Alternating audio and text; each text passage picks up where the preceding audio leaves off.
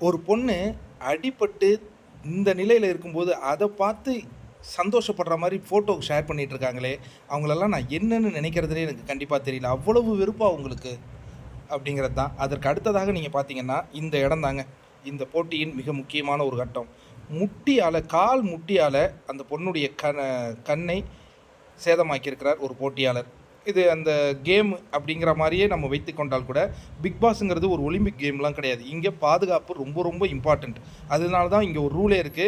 நீங்க கை வச்சீங்கன்னா, red card குடுத்து வெளில அனுப்பிடுவாங்க.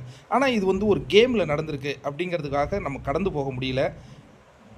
இந்த மாரியான ஒரு நிகழ்வு இந்த பிக் பாஸ் சீசன் 9க்கு ஒரு கருப்பு புள்ளியாக அமைந்திருக்கு. இதெல்லாம் கண்டிப்பா ஹோஸ்ட் வந்து அட்ரஸ் பண்ணணும்.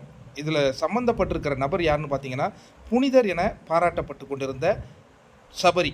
அவர் வந்து ஒரு பசுத்தோல் போத்திய புலி அப்படின்னு நம்ம சொல்லிக்கிட்டு இருக்கோம். இப்ப தான் அவருடைய உண்மை முகம் வெளில வந்துட்டு இருக்கு அப்படிங்கிறத நம்மளால உணர முடியுது. இதற்கான தண்டனை இவருக்கு கிடைக்குமா? பிக் பாஸ் சொன்னது போல மக்கள் மத்தியில வரும்பொழுது தான் வாக்குகளின் அடிப்படையில ரிஃப்ளெக்ட் ஆகுங்கிறாங்க. பார்ப்போம்.